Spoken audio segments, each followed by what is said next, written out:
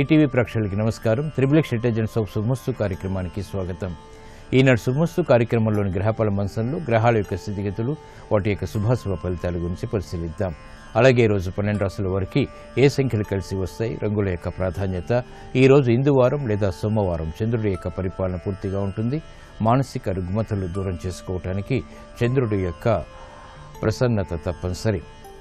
ఈరోజు ఈశ్వరాభిషేకం చంద్రుడి యొక్క ప్రసన్నతకి ఉపయోగపడుతుంది. ఈశ్వర స్మరణ, ఆరాధన కూడా ఉపయోగపడతాయి. మరి 12 రాశుల వారు ఈశ్వరుణ్ణి ఏ ప్రక్రియలతో పూజించాలి అనేటువంటి అంశాలతో పాటు ముఖ్యంగా 12 రాశుల వారు ఈరోజు చేపట్టవలసినటువంటి కార్యక్రమాలు ఏమిటో కూడా పరిశీలిద్దాం.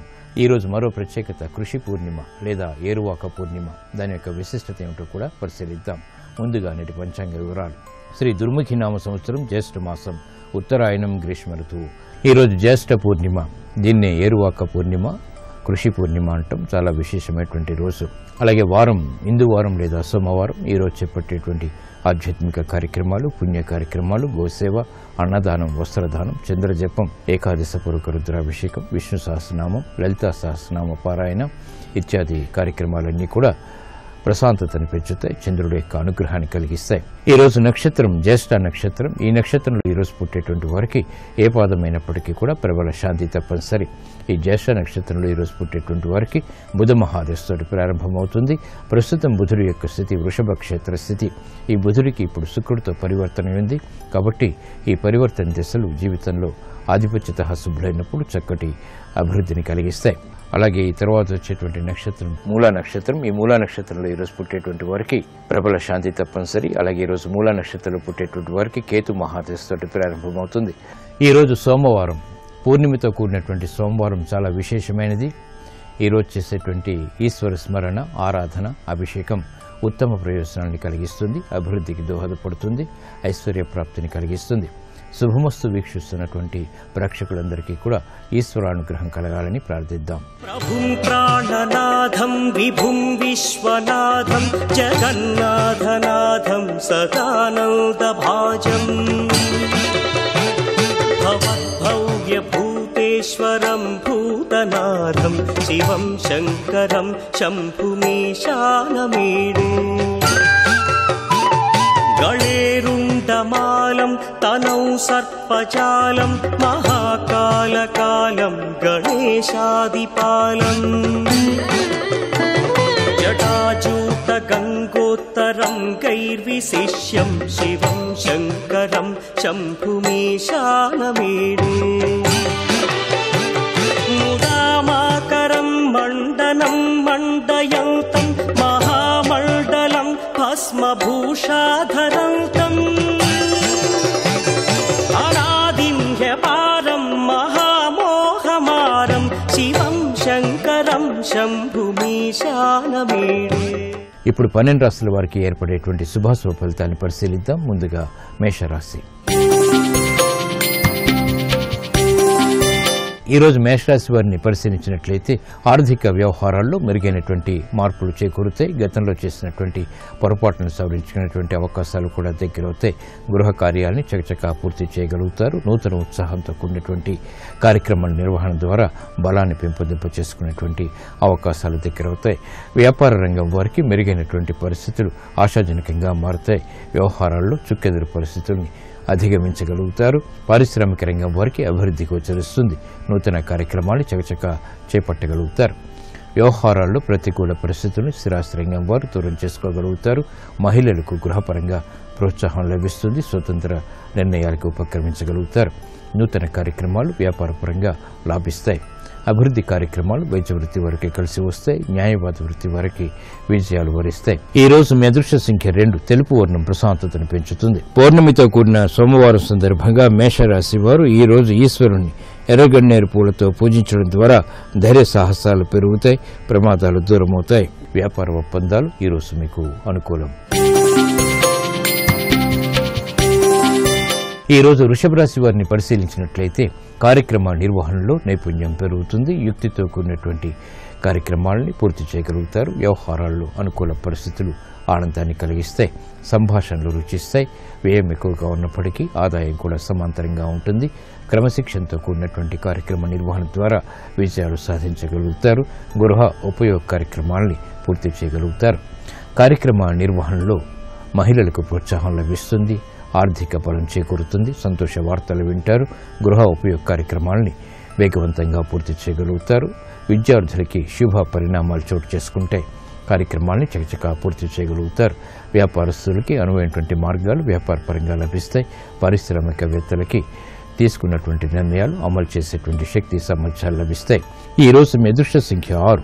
ఎరుపు వర్ణం ధైర్యాన్ని కలిగిస్తుంది. పౌర్ణమితో కూడిన సోమవారం సందర్భంగా ఈ రోజు వృషభ రాశి వారు శివుణ్ణి గులాబీలతో పూజించడం ద్వారా ఆర్థిక విజయాలు సాధించగలుగుతారు. కోర్టు సంబంధిత వ్యవహారాలు, ప్రక్రియలు, సంభాషణలు ఈ రోజు మీకు అనుకూలం.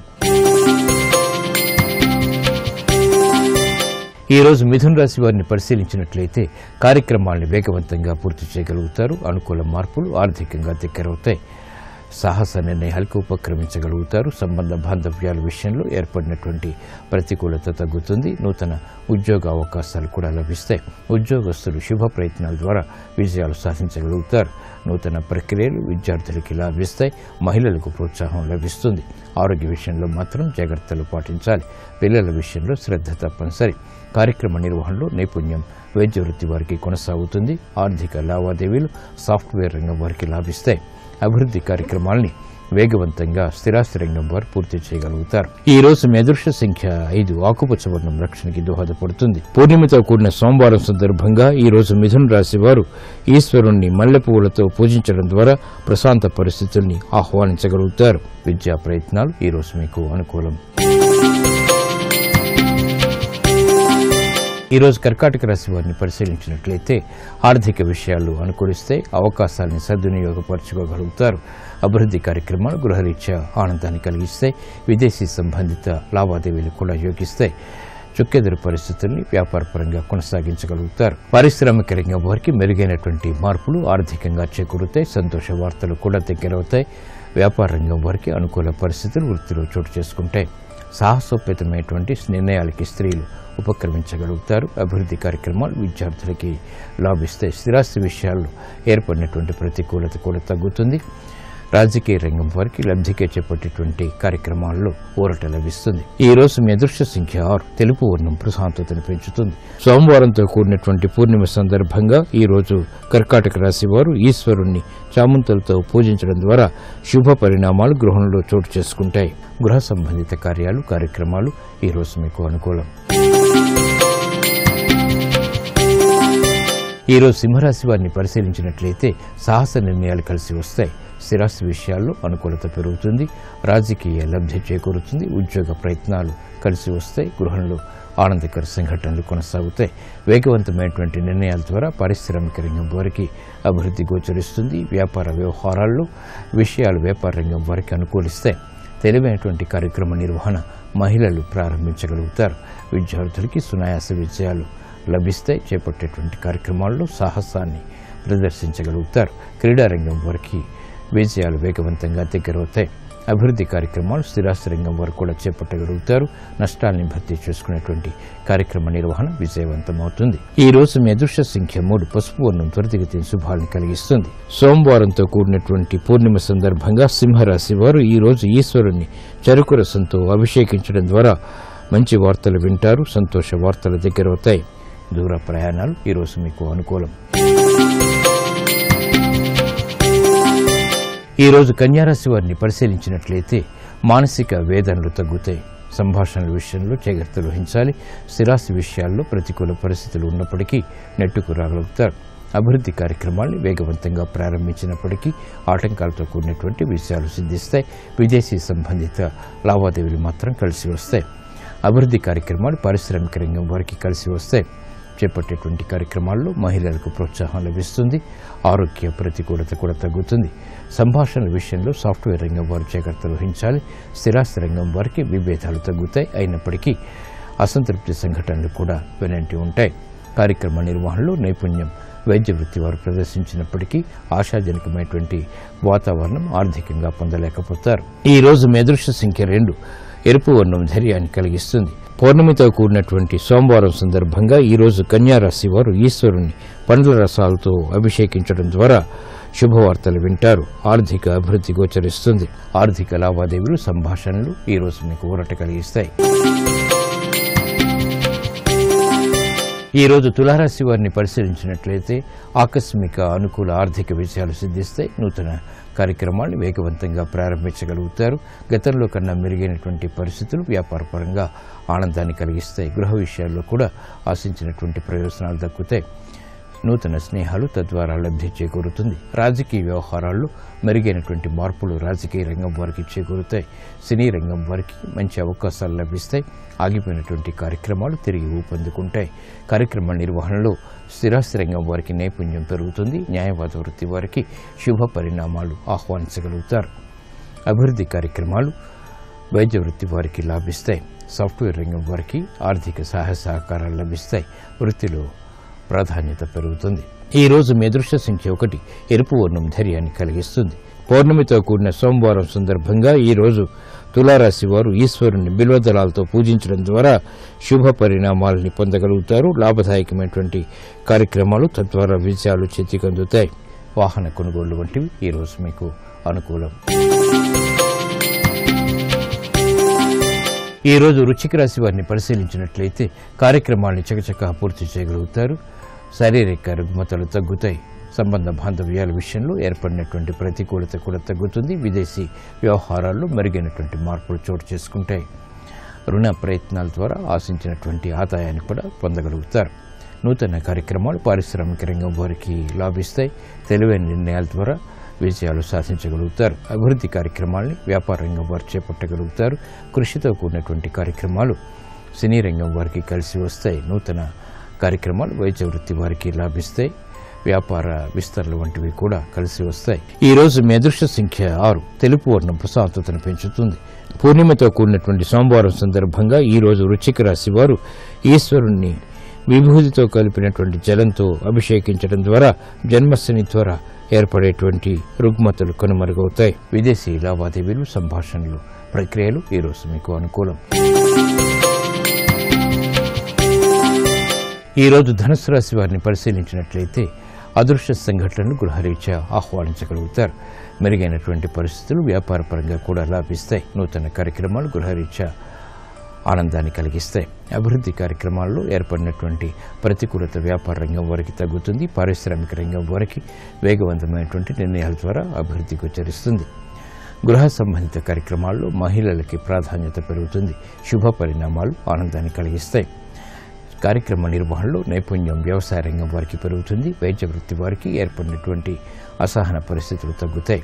కార్యక్రమాన్ని సాఫ్ట్వేర్ రంగం వారు సజావుగా పూర్తి చేయగలుగుతారు. ఈ రోజు మీ అదృష్ట సంఖ్య 5. ఆకుపచ్చ వర్ణం రక్షణకి దోహదపడుతుంది. పూర్ణిమతో కూడిన సోమవారం సందర్భంగా ఈ రోజు ధనుస్సు రాశి వారు ఈశ్వరుని తేనెతో అభిషేకించడం ద్వారా ప్రతికూల పరిస్థితులు కనుమరుగవుతాయి.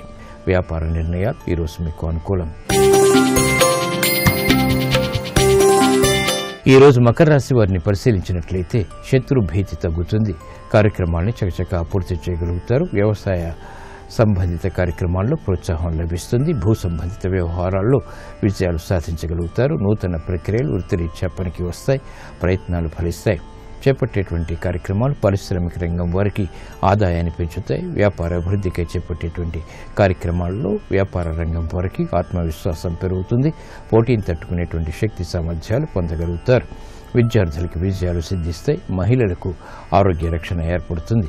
స్వతంత్ర నిర్ణయాలకి ఉపక్రమించగలుగుతారు. గృహరీత్యా ఏర్పడినటువంటి ప్రతికూలత తగ్గుతుంది. పిల్లల విషయంలో ప్రతికూల పరిస్థితులకి పరిష్కారాలు లభిస్తాయి. భూ సంబంధిత కార్యక్రమాలు స్థిరాస్తి రంగం వారికి కలిసి వస్తాయి. అభివృద్ధి కార్యక్రమాలని సాఫ్ట్వేర్ రంగం వారు కొనసాగించగలుగుతారు. ఈ రోజు మీ అదృష్ట సంఖ్య 3.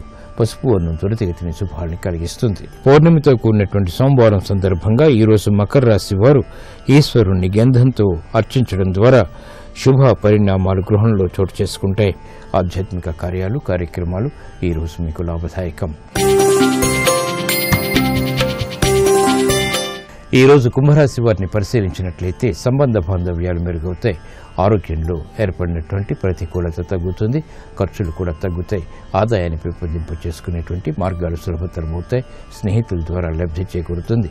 రాజకీయ వ్యవహారాల్లో ఏర్పడినటువంటి ప్రతికూలత రాజకీయ రంగం వారికి తగ్గుతుంది. న్యాయవాద వృత్తి వారికి అభివృద్ధి గోచరిస్తుంది. ఆదాయం పెరుగుతుంది. కార్యక్రమ నిర్వహణ వైద్య వృత్తి వారు క్రమశిక్షణతో నిర్వహించగలుగుతారు. అభివృద్ధి కార్యక్రమాలు సాఫ్ట్వేర్ రంగం వారు చేపట్టగలుగుతారు.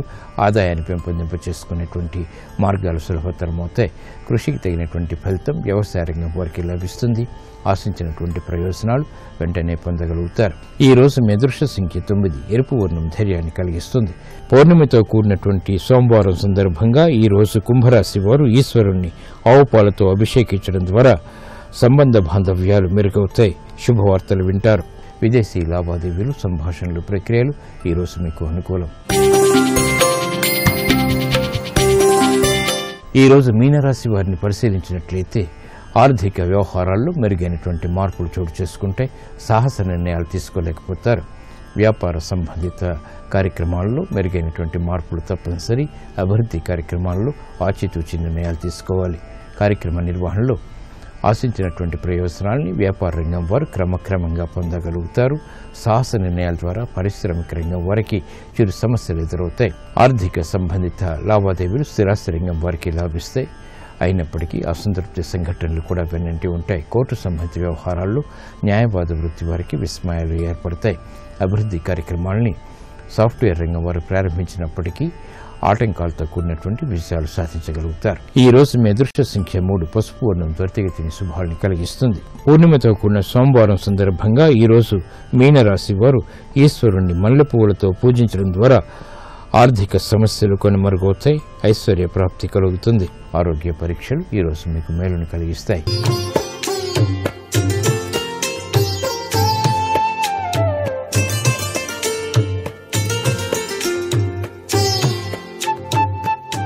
XXX డిటర్జెంట్ సోప్ శుభమస్తు కార్యక్రమంలో గృహబలం అంశానికి స్వాగతం. వాస్తుశాస్త్రరీత్యా మనం గృహంలో అమర్చేటువంటి దేవుని యొక్క పటాల విధి విధానాలు చక్కటి యోగవంతమైన సత్ఫలితాన్ని మనకు ప్రసాదించడానికి ఎటువంటి నియమానుసారాలు పాటిస్తే అదృష్టకరమైనటువంటి ప్రభావం వస్తుంది అనేటువంటి విషయాన్ని గుర్తెరుగుదాం. ఇళ్లలో దేవుడి పటాలు మీరు గోడలకి తగిలించేటప్పుడు దేవుడి యొక్క పటాలను మనం ఇష్టం వచ్చినటువంటి వైపు మాత్రం తగిలించుకోకూడదు.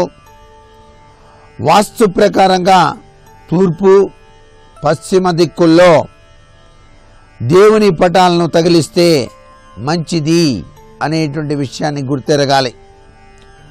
దేవుడు ఉండాల్సినటువంటి ఆ యొక్క ఫోటోల విషయంలో తూర్పు గోడకు వెంకటేశ్వర స్వామి, లక్ష్మీ సహిత విష్ణుమూర్తి, సత్యనారాయణ స్వామి, సీతారాముల యొక్క ఫోటోలను అమర్చుకోవచ్చు. అంటే ఈ దేవతల పటాలు పశ్చిమానికి ముఖం చేసి ఉంటాయి. ఈ దేవతా చిత్రాలను తూర్పు గోడకు మధ్య భాగంలో ఉండేటట్టుగా ఏర్పాటు చేసుకోండి. సర్వే సర్వత్రా శుభదాయకవంతమైన ప్రభావంతో మీరు వాస్తుశాస్త్రరీత్యా హాయిగా ఆనందంగా భగవత్ కృపకు పాత్రలు కావచ్చు. తూర్పు గోడకు ఈ దేవతా చిత్రాలను తగిలించినందువలన పనులు సక్రమంగా పూర్తవుతాయి. సంతానం అభివృద్ధిలోకి వస్తుంది. పిల్లల యొక్క పెళ్ళిళ్ళు కూడాను సమయానికి చక్కగా జరుగుతాయి. వ్యాపారంలో విజయాన్ని మీరు సాధించడానికి ఆస్కారం అత్యధికంగా ఉంటుంది. అనారోగ్యాలు మాత్రం వాటిల్లవు. అంటే ఆరోగ్యప్రదమైనటువంటి జీవితాన్ని కొనసాగించడానికి ఇవి చాలా చక్కగా ఉపయోగపడతాయి. ఇకపోతే పశ్చిమాన ఉండాల్సిన దేవతా పటాలు ఎటువంటి ప్రయోజనాన్ని కలిగిస్తాయో మనం తెలుసుకుందాం. పశ్చిమ గోడకు లక్ష్మీ సహిత నరసింహస్వామి వారి చిత్రపటాన్ని అమర్చాల్సి ఉంటుంది. తూర్పు ముఖం చేసి ఉన్న లక్ష్మీ నరసింహస్వామికి పశ్చిమాభిముఖంగా నమస్కరించుకుంటామన్నమాట. ఆ స్వామివారు తూర్పు ముఖంగా చూస్తూ ఉంటారు. మనం పశ్చిమ ముఖంగా తిరిగి స్వామివారికి నమస్కారం చేస్తాం. ఇది లక్ష్మీ నరసింహస్వామి వారి యొక్క చిత్రపటంలో దాగిన పరమార్థం. అలా ఉంచటమే చాలా విశేషవంతమైన ప్రభావాన్ని కలిగిస్తుంది. పశ్చిమ గోడకు ఆ స్వామి చిత్రాన్ని ఏర్పాటు చేయటం వల్ల కుజదోషాలు తొలగుతాయి. ఎదురు చూస్తున్న శుభకార్యాలన్నీ కూడాను జరుగుతాయి. కుటుంబ సభ్యుల మధ్య సామరస్య ధోరణి నెలకొంటుంది. శని దోషం కూడాను నివారించబడుతుంది.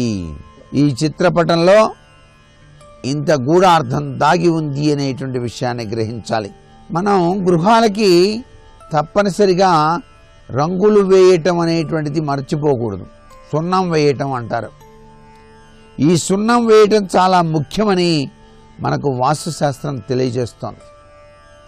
నైరుతిలో ఏ గది ఉండాలి, వాయువ్యంలో ఏ గది ఉండాలి అనేవి ఎంత ముఖ్యమో ఇంటికి సున్నం వేయటం కూడా అంత ముఖ్యం. గోడలకు సున్నం వేసేది కేవలం ఆకర్షణ కోసం అనుకుంటే పొరపాటే. సున్నం లేదా రంగులు అందం, ఆకర్షణకు తెచ్చేటువంటి మాట నిజం. ప్రతి సంవత్సరం కూడాను గోడలకు రంగులు వేయటం వల్ల ఆ ఇళ్ళు ఆనందానికి ప్రతీకలుగా ఉంటాయి. గోడలకు రంగులు వేస్తే ఆనందంగా ఉంటుంది, అందం ఉట్టిపడుతూ ఉంటుంది. అబ్బా ఎంత బాగా వేశారో అనిపిస్తూ ఉంటుంది. సంతోష సంబరాలకు నిలయాలుగా మారతాయి. సిరి సంపదలు తాండవిస్తాయి. ఇది వాస్తు నిపుణులు చెప్పేటువంటి మాట. ఇంటికి లేదా కార్యాలయానికి సున్నం గనక వేయకపోతే అన్నీ నష్టాలే వస్తాయి అని చెప్పేసి కూడా వాస్తుశాస్త్రం చెబుతోంది. ఏదైనా సరే గృహమే కదా స్వర్గసీమ అన్నారు. అందుచేత గృహాన్ని అందంగా మనం చూడటం అనేటువంటిది చాలా అవసరం. అందుచేతనే ఇంటికి వెళ్ళవేయుట అనేటువంటి విధి విధానం ప్రతి ఒక్క సంక్రాంతి పండగకో లేకపోతే మహాశివరాత్రి పర్వదినాన్నో ఉద్దేశించబడి అదిగో పండగ వస్తోంది సున్నం కొట్టించాలి అనేటువంటి సాంప్రదాయం ఉండేది. అందుచేత వాటిని పక్కన పెట్టకూడదు. వాటిని చాలా జాగ్రత్తగా మీరు గనక పాటించినట్లయితే సర్వే సర్వత్రా మీ గృహానికి శుభం చేకూరుతుంది. అలాగే చాలామంది ఇళ్లకు ఆఫీసులకు రంగులు వేయటంలో అలసత్వాన్ని కూడా చూపిస్తూ ఉంటారు. అప్పుడే ఉందిలే, ఇంకా కొన్నాళ్ళు పోయాక వేయిద్దాంలే అని చెప్పేసి సంవత్సరాల తరబడి వాయిదాలు వేస్తూ ఉంటారు. అలా వాయిదాలు వేయటం అనేటువంటిది చాలా తప్పు. తప్పనిసరిగా ప్రతి సంవత్సరం కూడాను చాలా చక్కటి యోగవంతమైన ప్రభావం మీ గృహానికి కలిగించడానికి రంగులు వేయించటం తప్పనిసరి అనేటువంటి ఉద్దేశాన్ని ప్రతి ఒక్కరూ గ్రహించాలి. అలాంటి గృహాల్లో అన్ని విధాల సంతోషం కూడాను తాండవిస్తుంది. ప్రేమాభిమానాలు వెళ్ళి విరుస్తాయి. పరస్పర అనురాగంతో, ఆరోగ్యంతో, సిరి సంపదలతో ఎంతో ఉల్లాసంగా ఆ ఇంట్లో వాళ్ళంతా జీవించడానికి ఆస్కారం ఉంటుంది. ఫోటోల అమెరికా, ఆకర్షణీయవంతమైనటువంటి రంగుల యొక్క కహాని. ఈ రంగులు కూడాను రకరకాలైనటువంటి రంగులు మీ గృహానికి అలా వాడినట్లయితే చాలా చక్కటి యోగవంతమైన ప్రభావాన్ని మీరు సాధించుకోవచ్చు. అంతేకాకుండా గృహాన్ని శుభ్రంగా ఉంచుకోవటం అనేటువంటిది ఒక అదృష్టం. చాలా నీట్గా చక్కగా ఉంచుకోవటం, దుమ్ము ధూళి పడకుండా నీట్గా ఉంచుకోవటం కూడా అదృష్టమే. చాలామంది గృహం లోపల చూసుకుంటారు, బయట ప్రాంగణం మర్చిపోతూ ఉంటారు. బయట ప్రాంగణం పైకప్పు భాగం కూడా ఎప్పుడూ పరిశుభ్రంగా ఉండేటట్టుగా చూసుకోవాలి. ఏ గదికి ఏ రంగు వేస్తే శుభప్రదమైనటువంటి ప్రభావాలు వస్తాయో కూడా మనం గ్రహించాల్సి ఉంటుంది. వాస్తుశాస్త్రరీత్యా ఎక్కువగా లేత రంగులు పరిపూర్ణవంతమైనటువంటి వికాసాన్ని కలిగింపజేస్తాయి అని చెప్పేసి శాస్త్రం. లేత నీలం, లేత పసుపు, లేత గులాబీ ఈ రంగులు హాలుకు సర్వే సర్వత్రా కూడాను శుభకరమైనటువంటి ప్రభావాన్ని కలిగింపచేస్తాయి సుమ. లేత ఎరుపు, పసుపు కలిపి మీ పూజా మందిరానికి, వంటగదికి కూడా వాడుకోవచ్చు, తప్పులేదు. పడక గదికి లేత నీలం రంగు సర్వే సర్వత్రా కూడాను శుభదాయకవంతమైన ప్రభావాన్ని కలిగిస్తుంది. లేత గులాబీ రంగు కూడాను మీరు ఉపయోగించుకోవచ్చు. మరికొన్ని ముఖ్య విషయాలు రేపటి శుభమస్తు కార్యక్రమంలో తెలుసుకుందామా? మరి సర్వే జనా సుఖినో భవంతు.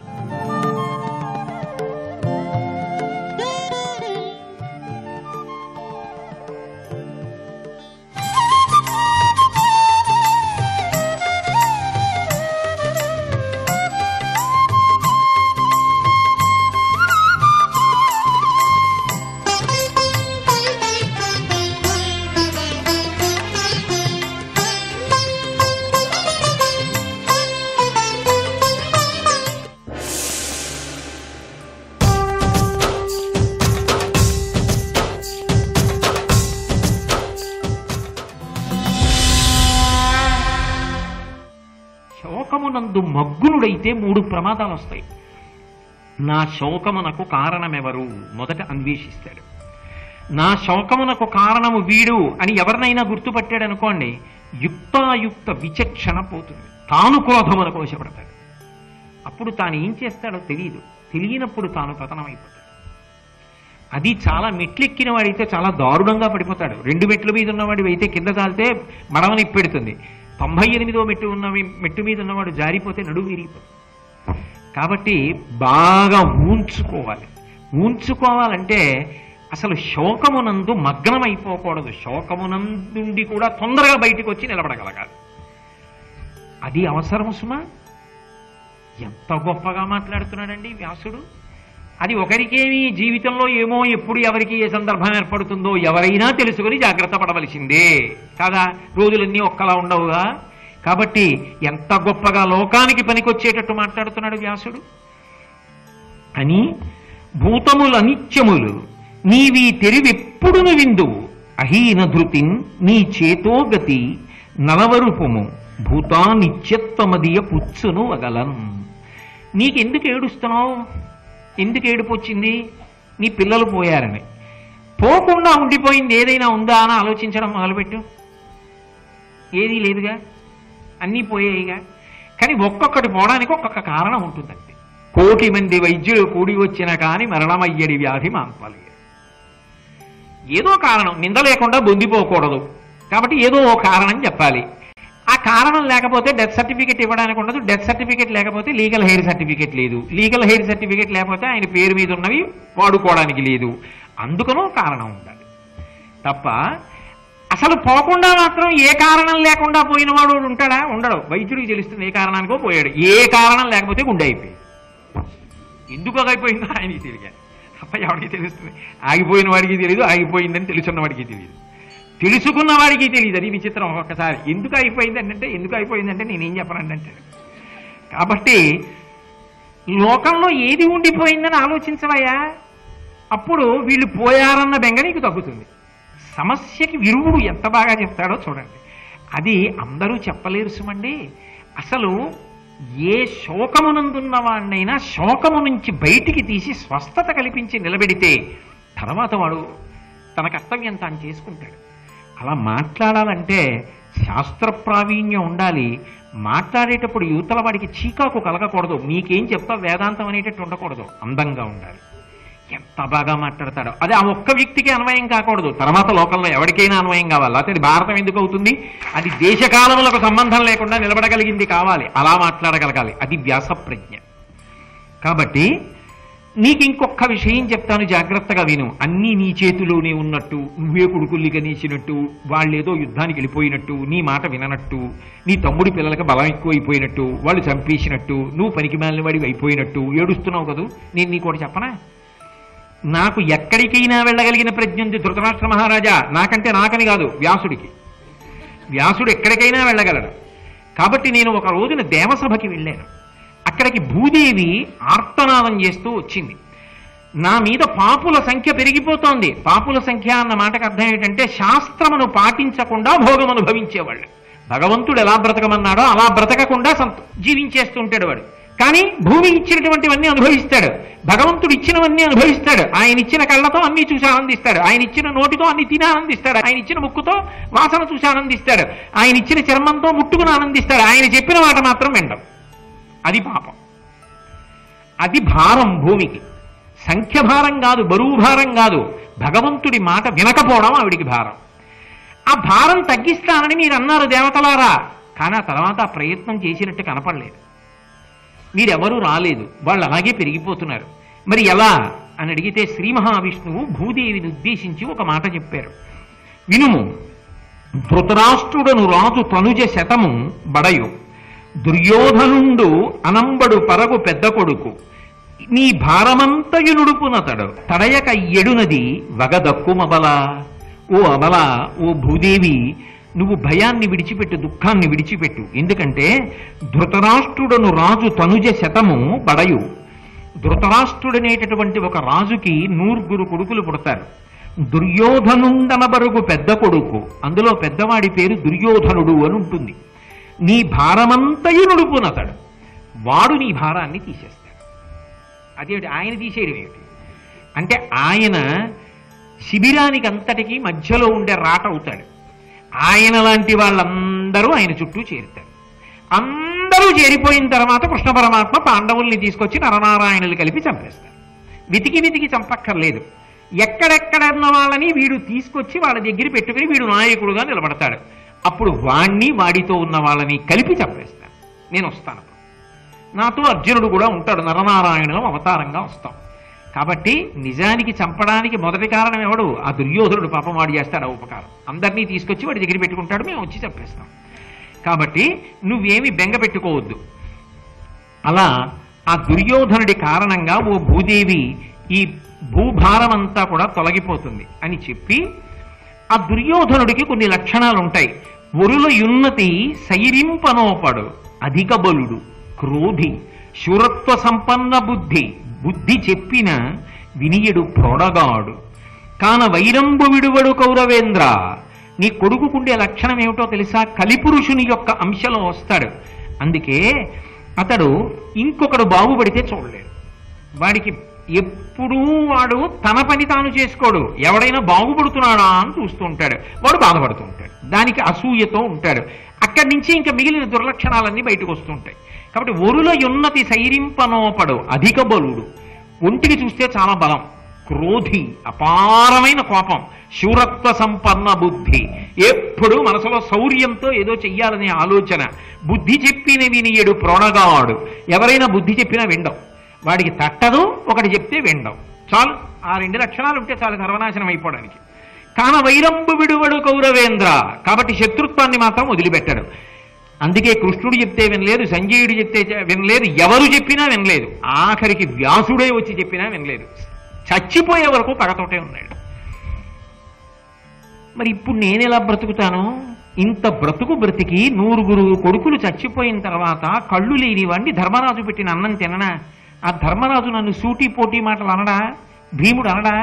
వాళ్ళ దగ్గర ఎలా బ్రతుకుతానని బెంగ పెట్టుకున్నావా? నీ యందు దుర్బుద్ధి ఉందేమో కానీ రాజా, ధర్మరాజు యందు లేదు. ధర్మరాజు నిన్ను కన్న తండ్రిలా చూస్తాడు. కాబట్టి నేను చెప్పిన మాట విను.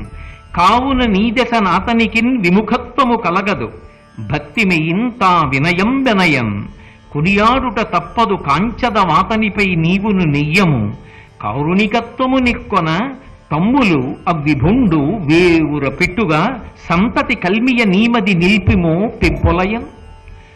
ఓ ధృతరాష్ట్ర మహారాజా, కొడుకు పోయాడు, ఆ కొడుకు యొక్క తమ్ముళ్ళు పోయారు, అయ్యో 100 కొడుకులు పోయారని ఏడవడం కన్నా నీ మాట కాదనడు ధర్మరాజు. కన్న తండ్రిలా చూస్తాడు, పరమ వినయంతో నీ దగ్గర ప్రవర్తిస్తాడు. ఆ 5 అన్నదమ్ముల్లో 1000 మంది కొడుకుల్ని చూసుకో. నీ కొడుకు దుర్యోధనుడు నిన్ను సుఖపెట్టిన కన్నా సుఖపెట్టగలిగిన కొడుకు ధర్మరాజు. అతని ఎడల కారుణ్యంతో ప్రవర్తించు, నా కొడుకు అన్న భావన పొందు, సంతోషంగా జీవించు అని మంచి మాటలు చెప్పాడు. చెప్పిన తరువాత ఈ పాండవులు హస్తినాపురంలో ఉన్నారు. యుద్ధభూమికి వెళ్ళి ఒక్కసారి చూసొస్తానని చెప్పి ధృతరాష్ట్రుడు గాంధారి యుద్ధభూమికి బయలుదేరుతున్నారు. ఈ వార్త తెలిసి పాండవులు కుంతిదేవితో కలిసి గబగబా ఎదురొచ్చి ధృతరాష్ట్ర మహారాజుకి నమస్కారం చేశారు. రథం దిగాడు, ఒక ఉచితాసనం మీద కూర్చున్నాడు. 5 పాండవులు వచ్చి ముందు ధర్మరాజు గారు నమస్కారం చేశాడు. నువ్వు ధర్మం ఉన్నవాడివిరా నాయనా, నా కొడుకు మాట చెప్తే వినలేదురా, ఏవో నంగి మాటలు అంటారు చూశారు, అవన్నీ మాట్లాడాడు. మాట్లాడి ఆశీర్వచనం అన్నాడు. అర్జున నకుల సహదేవుల్ని వదిలిపెట్టేశాడు. భీముడు వచ్చి నమస్కారం చేస్తున్నాడు. ఆసనంలోంచి లేచి నిలబడ్డాడు. కుమారా, నా కొడుకు దుర్యోధనుడు ఇన్ని పాపపు పనులు చేస్తే తొడలు విరిగొట్టిన వాడివి నువ్వే కదూ, దుశ్శాసనుడి గుండెలు బద్దలగొట్టి నెత్తురు తాగిన వాడివి, ఆయన తాగలేదు పాపం, నువ్వే కదూ, కాబట్టి మనసారా కౌగిలించుకుంటాను, దగ్గరికి రా అన్నాడు. వెర్రి భీముడు వెళ్ళిపోతున్నాడు, పెద్ద తండ్రి కదా అని. కృష్ణ పరమాత్మ చెయ్యి పట్టుకుని వెనక్కి లాగి ఇనుముతో తయారు చేసినటువంటి భీముని విగ్రహాన్ని ఒకటి దగ్గర పెట్టుకున్నాడు. ఆయన ఆ విగ్రహాన్ని దగ్గరికి తోశాడు. ధృతరాష్ట్ర మహారాజు ఎంతో ప్రేమతో కౌగిలించుకున్నట్టుగా కౌగిలించుకుని 10,000 ఏనుగుల బలం గట్టిగా నొక్కేశాడు. కౌగిల్లో నొక్కేస్తే ఇంత ఇనప భీమ విగ్రహం చూర్ణమై పొడి అయి కింద పడిపోయి, ఆ పడిపోవడంలో ఇనప ముక్కలు గుండెలకి గుచ్చుకుని నెత్తురు కారి, ఆ క్రోధం, ఎంత క్రోధం అంటే భీముణ్ణి కౌగిలించుకున్నప్పుడు నా కొడుకుల్ని చంపాడు దుర్యోధనుణ్ణి దుశ్శాసనుణ్ణి అన్న ఆగ్రహంతో కౌగిలించుకున్నాడేమో. కనుగుడ్లు ముందుకొచ్చి కళ్ళల్లోంచి, చెవుల్లోంచి, ముక్కుల్లోంచి, నోట్లోంచి కూడా నెత్తురు పైకొచ్చింది ధృతరాష్ట్రుడికి.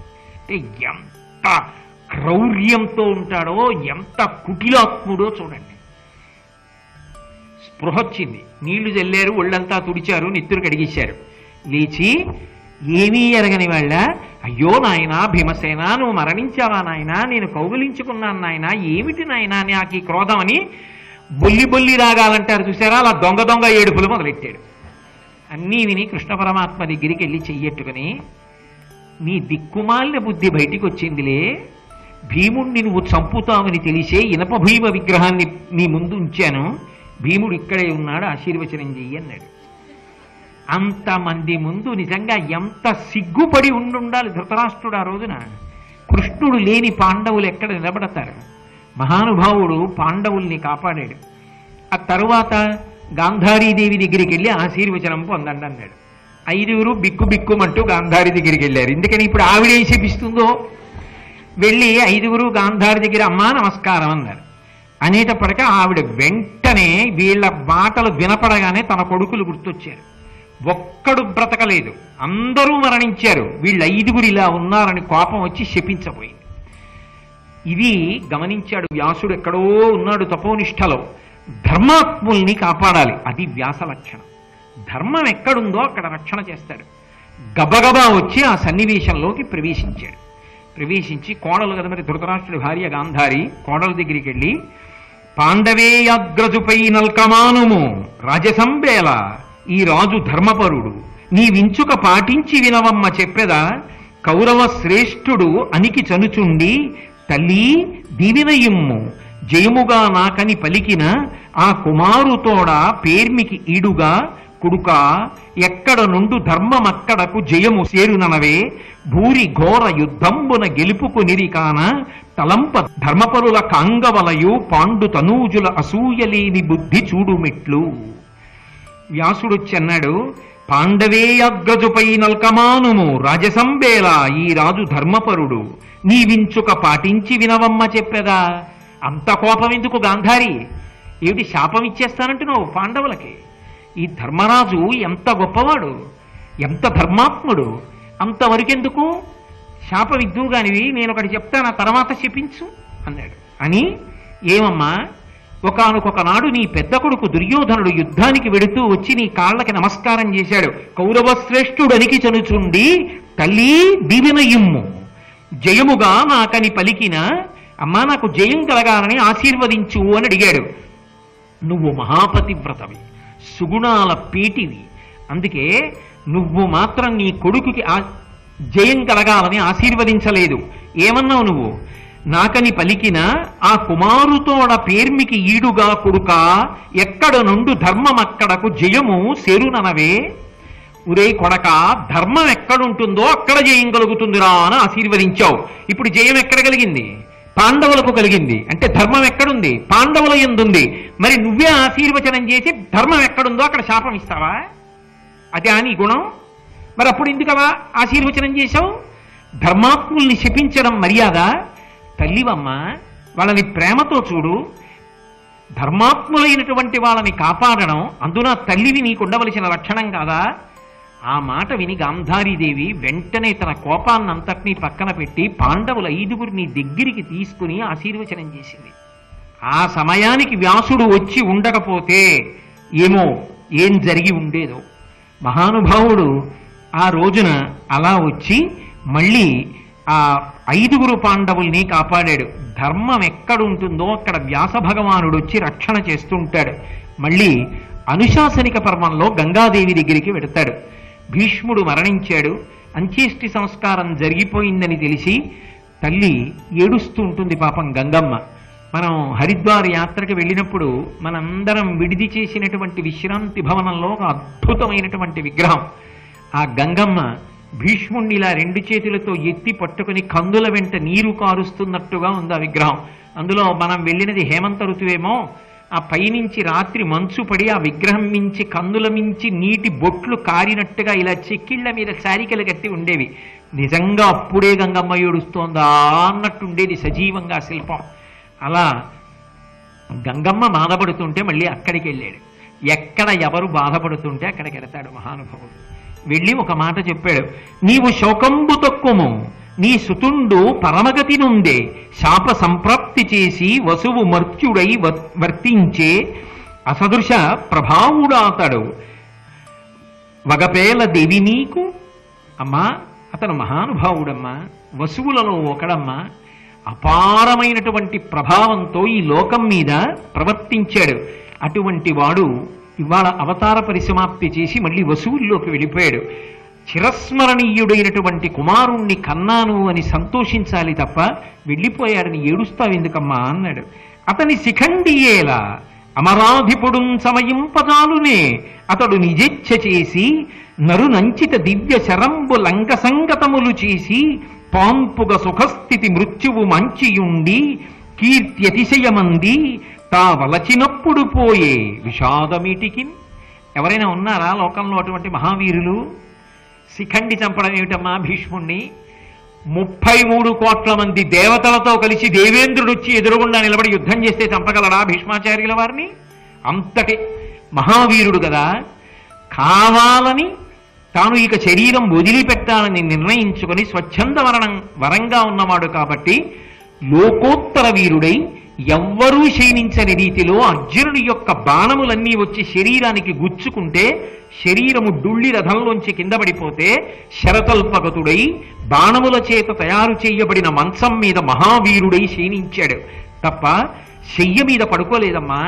బాణములతో ఏర్పరచబడినటువంటి శయ్య ఒంటికి గుచ్చుకున్న బాణ పరంపరల మీద పడుకున్నాడు. పడుకుని మృత్యువు తనకి కావలసినప్పుడు రావాలటువంటి వరం పొందినవాడు కాబట్టి తాను ఎప్పుడు వదలాలనుకున్నాడో అప్పుడు వదిలిపెట్టాడు. అది కూడా ఆ కాలంలో కూడా ధర్మరాజు గారికి సమస్తమైనటువంటి ధర్మములను చెప్పాడు శాంతిపర్వంలో. శాంతిపర్వంలో అంపశయ్యాగతుడైన భీష్ముడి ద్వారా అన్ని ధర్మములను వెనక నుండి అందించి ఉపకారం చేసిన వాడు వ్యాసుడే. భీష్ముడు చెప్పింది భారత రూపంలో వ్యాసుడు కాదు మనకు అందించింది. అటువంటి ధన్యాత్ముడైన కొడుకుని కన్నావమ్మా, దేనికి బెంగపెట్టుకుంటాం అని గంగమ్మని ఊరడించి మళ్ళీ ఆమె మనసుకి స్వాంతన కల్పించాడు. ఆ తరువాత ధర్మరాజు గారు, అయ్యో ఇంతమంది మరణించారే, నాకు సింహాసనం వచ్చిందే, కానీ ఏమని పరిపాలన చెయ్యను అని బెంగ పెట్టుకుంటూ ఉంటే తాను మళ్ళీ వచ్చి ధర్మరాజు గారు ఎలా ఊరట పొందాలో, ఏ పని చెయ్యాలో తాను ఉద్బోధ చేసి అశ్వమేధయాగం చెయ్యమని, ధనం లేదంటే మార్గం చెప్పి వెంట వెళ్ళి అసలు పరమాద్భుతమైనటువంటి ఒక విషయాన్ని సాధించి చూపించి నిరూపిస్తాడు. అసలు వ్యాసుడు తక్క, అన్యులు ఇది చెయ్యగలరా అనిపిస్తుంది. నారాయణ నీ నామమే గతీక, నారాయణ నీ నామమే గతీక, కోరికలు మాకు కొనసాగుటకు. నారాయణ నీ నామమే గతీక, కోరికలు మాకు కొనసాగుటకు.